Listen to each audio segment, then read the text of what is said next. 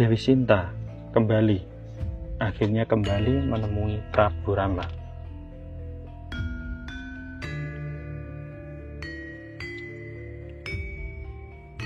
Dengan wajah penuh harap namun lelah, debu peperangan telah mengendap, Rahwana telah tiada. Namun bagi Rama dan Sinta, ujian terberat justru baru saja dimulai.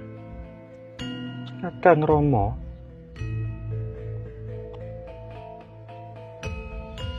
akhirnya kegelapan ini berakhir, Kakang. Penantianku di Taman Soka tidak sia-sia. Kakang benar-benar datang. Prabu Rama tetap membelakangi Dewi Sinta dengan suara dingin. Aku sudah kangen sama Kakang. Tunggu. Berhenti Sinta. Jangan melangkah lebih dekat. Kerajaan Alengka sudah jatuh, tapi keraguanku belum runtuh. Bagaimana aku bisa membawamu kembali ke Ayodhya jika rakyat bertanya, apakah permaisuri kita masih suci setelah tinggal di rumah raksasa? Dewi Sinta pun terkejut. Lesmana dan Hanuman muncul dari belakang. Apa yang kamu katakan, Kakang?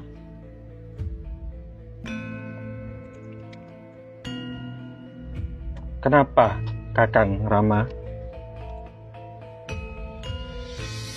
Waduh. Prabu Rama kenapa?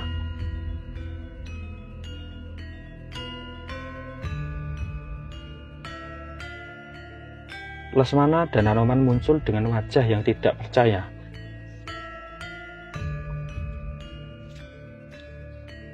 Kakang.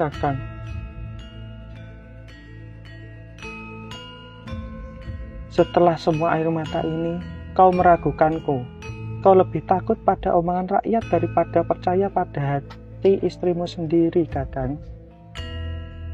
Kakang Romo, aku tidak tahan lagi. Kita sudah perang habis-habisan, hampir mati dimakan raksasa. Sekarang Kakang malah bicara soal reputasi. Ini Mbak Yusinta, Kakang, bukan barang curian yang sudah lecet. Diam kau, Lesmana. Seorang raja harus berdiri di atas kebenaran yang tidak bisa dibantah. Sinta, jika kau benar, biarlah alam yang membuktikannya. Sinta pun berdiri tegak dengan martabat tinggi. Lesmana kaget mendengar kata-kata dari Rama. Baiklah, Kakang. Kalau Kakang tidak percaya, hari ini biar aku membakar diri untuk membuktikan kesucianku.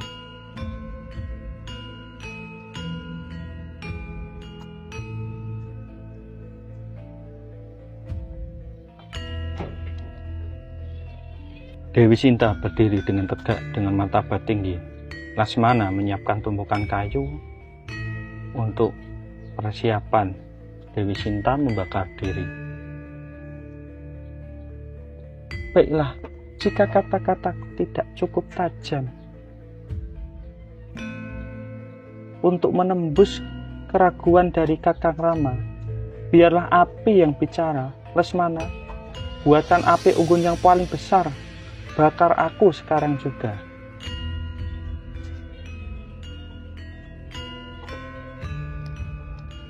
Waduh, Gusti Lesmana, kok malah jadi gini? Beneran ini mau bakar diri Dewi Sinta?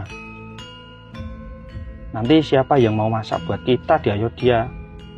Bus, aku juga bingung, tapi Mbak Yu sudah marah besar. Kakang Rama juga keras kepala seperti batu gunung. Dewa Agni, jika kau pernah sedikit saja mengkhianati suamiku, dalam pikiran atau perbuatan, biarkan api ini melumatku, tapi jika aku suci, jagalah aku di dalam apimu, Dewa Agni. Dewi Sinta pun masuk ke dalam kobaran api menyala.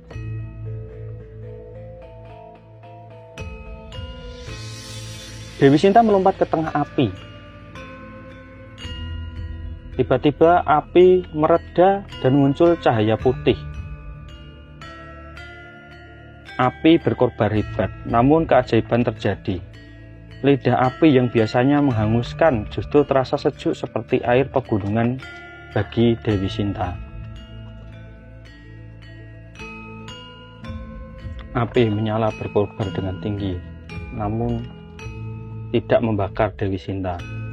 Dewa Agni pun mengeluarkan suaranya, "Rama, sadarlah, Sinta adalah wanita paling suci di jagat raya.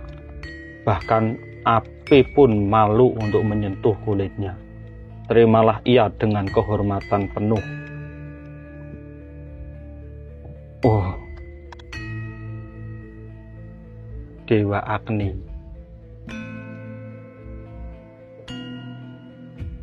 Maafkan aku, Dewata.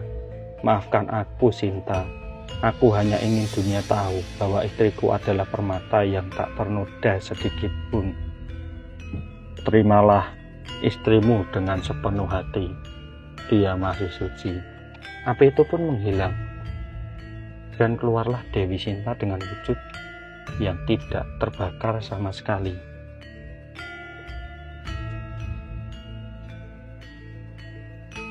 Baiklah, Dewi, aku terima. Nah, gitu dong, Kang. Kakang Rama.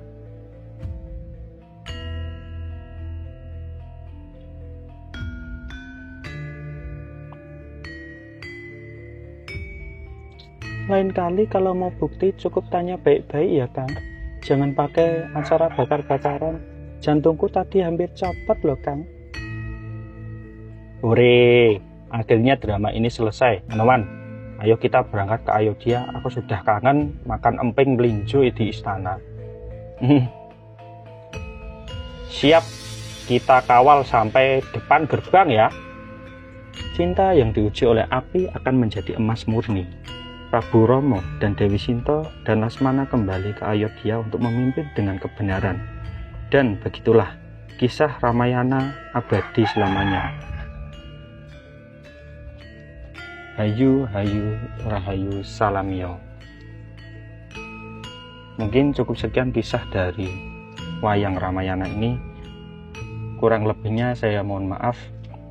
Bila mana ada kesalahan atau kesalahan tutur kata yang kurang berkenan, saya mohon maaf sebesar-besarnya. Semoga kisah ini bisa menjadi tontonan sekaligus tontonan. Wassalamualaikum warahmatullahi wabarakatuh. Salam cinta budaya.